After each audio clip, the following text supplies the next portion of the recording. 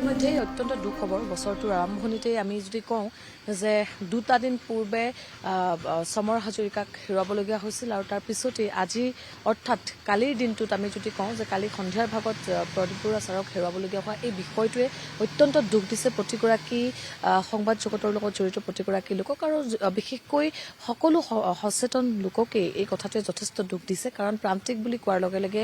প্ৰদীপ বৰুৱাৰ যিটো নাম সেই নামটো ক'ৰবাত কোনোবাখিনিত যেন সকলোৰে মনলৈ প্ৰথমেই আহে আৰু তাৰপিছত আজিৰ দিনটোত বৰ্তমান সময়ত তেওঁক হাস্পতালৰ পৰা কিছু সময় পূৰ্বে তেওঁৰ বাসগৃহলৈ লৈ অহা হৈছে আৰু যিসকল গুণমুগ্ধ আছে তেওঁলোকে হয়তো যিহেতু আজি মাঘ মাহৰ পহিলা দিন গতিকে সকলোৰে যথেষ্ট মন্দিৰ যোৱা বা এনেধৰণৰ কাম কাজ হয়তো থাকে কিন্তু তথাপিও গুণমুগ্ধসকল অহাৰ যি পৰিৱেশ বৰ্তমান এজন দুজনকৈ লোক বৰ্তমান সময়ত বাসগৃহলৈ অহা দেখিবলৈ পোৱা গৈছে আনহাতে পৰিয়ালৰ লোকে জনোৱা মতে আচলতে প্ৰায় 29 ডিচেম্বৰৰ পৰাই তেওঁ কিছু অসুস্থ হৈ আছিল আৰু সেই সময়ৰ পৰা তেওঁ হাস্পতালত চিকিৎসাধীন হৈ আছিল আৰু চিকিৎসাধীনৰ পিছত তেওঁৰ এক অস্ত্ৰোপচাৰ হৈছিল আৰু বৰ্তমান সময়ত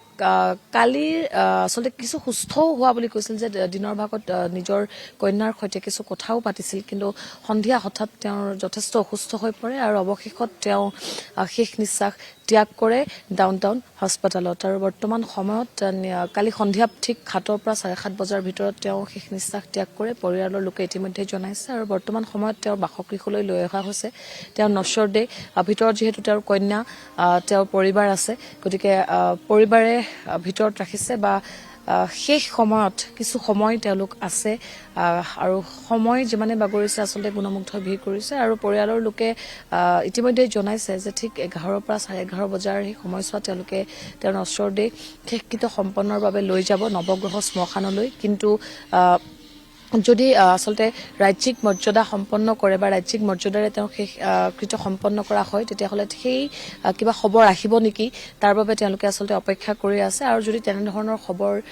লাভ নকৰে তেতিয়াহ'লে তেওঁলোকে ঠিক 11ৰ পৰা 11:30 বজাৰ সেই সময়ছোৱাত তেওঁলোকে ঘৰৰ পৰা লৈ যাব আৰু সময় যিমানে বাগৰিছে সিমানে গুণমুগ্ধ ভিৰ কৰিছে মই কিছু পৰিৱেশটো তেনেই যেন এক উকা পৰিৱেশ আৰু ইতিমধ্যে কৈছো যে বিহুৰ সময় আৰু বিহুৰ সময়ত আচলতে এনে দুখ খবৰ অসমবাসীয়ে পাইছে বা সেই অসমবাসীৰ বাবে আচলতে অত্যন্ত দুখ খবৰ কাৰণ বিশিষ্ট সাংবাদিক গৰাকী বা প্ৰান্তিক আলোচনীখন আমি কৈছোৱে যে প্ৰান্তিক বুলি কোৱাৰ লগে লগে কিন্তু কৰবাত কোনোবাখিনিত প্ৰদীপ বৰুৱা নাম আমাৰ মনলৈ আহে আৰু তেনেধৰণে বৰ্তমান সময়ত আৰু এটা কথা যদি আপুনি চাই যে সঁচাকৈ বিগত বছৰৰ পৰা বৰ্তমান সময়খিনি সঁচাকৈ খুব এক বেয়া সময় গৈছে কাৰণ অসম আৰু অসমীয়াই কেৱল আৰু কেৱল হেৰুৱাইছে 2025 বৰ্ষত আৰু আশা কৰিছিল যে 2026 বৰ্ষত অন্ততঃ কোনো এগৰাকী বিশিষ্ট ব্যক্তিক যাতে অসমবাসীয়ে হেৰুৱাবলগীয়া নহয় কিন্তু অত্যন্ত দুখ খবৰ কাৰণ উৰুকাৰ দিনটোতেই সমৰ হাজৰিকাক হেৰুৱাবলগীয়া হৈছিল আৰু কালিৰ দিনটোতেই 14 ডিচেম্বৰত মৃত্যু হ'ল 14 জানুৱাৰীত আচলতে মৃত্যুবৰণ কৰিবলগীয়া হৈছিল আৰু তেওঁৰ মৃত্যুৰ খবৰটোৱে যথেষ্ট মৰ্মাহিত কৰিছে কাৰণ আপুনি যদি চাই যে 14 ডিচেম্বৰ 2025ত মৃত্যুবৰণ কৰিছিল প্ৰফুল্ল গোবিন্দ বৰুৱা আৰু আজি হৈছে 15 জানুৱাৰী অৰ্থাৎ 14 ডিচেম্বৰত তেওঁৰ ভাতৃ আৰু আজিৰ দিন কালিৰ দিনটোত আচলতে তেওঁৰ ভাতৃ প্ৰদীপ বৰুৱা গতিকে বিগত এটা মাহৰ ভিতৰতেই যেন বৰ্তমান সময়ত এটা পৰিয়ালৰ দুগৰাকীকৈ জ্যেষ্ঠ ব্যক্তিক হেৰুৱাৰ যি দুখ সেই দুখটো আচলতে কৰবাত কোনোবাখিনিত যথেষ্ট পৰিয়ালৰ লোকক দুখিত কৰিছে আৰু ইতিমধ্যে মই কৈছো যে প্ৰান্তিক আলোচনীখনৰ সম্পাদক হিচাপে থকাৰ লগতে যথেষ্ট আচলতে তেওঁৰ লিখনিয়ে হওক বা তেওঁৰ সমগ্ৰ বিষয়টো বা তেওঁৰ ক্ষেত্ৰত আমি কিছু শব্দ বা সাংবাদিক বুলি ক'লেও হয়তো কৰবাত যেন কম হৈ যাব তেনে এগৰাকী ব্যক্তিক হেৰুৱাবলগীয়া হোৱাত যথেষ্ট মৰ্মাহিত হৈছে আৰু এই মুহূৰ্তত বিশেষকৈ সময় বাগৰিছে গতিকে গুণমুগ্ধই ভিৰ কৰিছে কিছু সময় পূৰ্বে ইয়াত মীৰা বৰঠাকুৰ আহি উপস্থিত হৈছিল ভিতৰত তেওঁ আছে পৰিয়ালৰ সৈতে কিছু কথা বতৰা পাতিছে আৰু কিছু সময় পিছতেই তেওঁক যিহেতু ভিতৰত ৰখা হৈছে আৰু বাহিৰলৈ উলিয়াই আনিব আৰু শ্ৰদ্ধাঞ্জলি জ্ঞাপন কৰিবৰ বাবে তেওঁক লৈ অহা হ'ব সকলো আহিছে আৰু ভিতৰত আচলতে আমি বৰ্তমান সময়ত প্ৰৱেশ কৰা নাই কাৰণ পৰিয়ালৰ লোকৰ সৈতে শেষ সময়খিনি তেওঁক ৰখা হৈছে গতিকে ভিতৰত আমি এই মুহূৰ্তত প্ৰৱেশ কৰা নাই আৰু কিছু সময় পিছতে বাহিৰলৈ উলিয়াই আনিব আৰু বাহিৰলৈ উলিয়াই অনাৰ লগে লগে হয়তো তেওঁৰ যিসকল গুণমুগ্ধ আছে